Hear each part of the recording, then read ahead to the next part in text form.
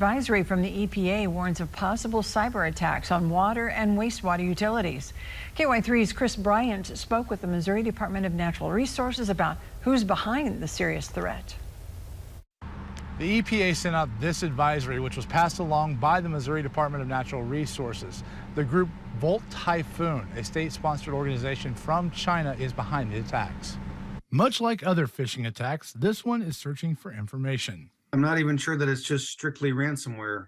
They don't actually say necessarily what they do with the information. Lance Dorsey of the Missouri Department of Natural Resources says the statewide notification is like casting a wide net to let the utilities know. Cybersecurity messages have gotten more complicated as time has gone on. And these advisories are not uncommon. Disseminate to all the water and wastewater systems, and that's been happening. Probably it's probably on the uptick, but now this is maybe the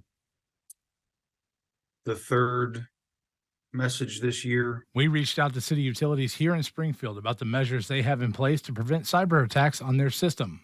Spokesperson Joel Alexander in a statement said, "City utilities monitor cyber activity in many ways. Because of the critical infrastructures provided by the utility, we cannot comment on specific measures or attempts to hack, but there are numerous safeguards in place to ensure the security and integrity of the utility.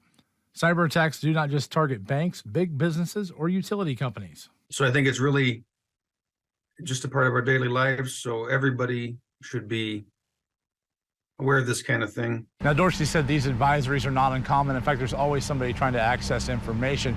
But what Volt Typhoon is trying to access is not mentioned in this advisory. In Springfield, Chris Bryant, KY3 News.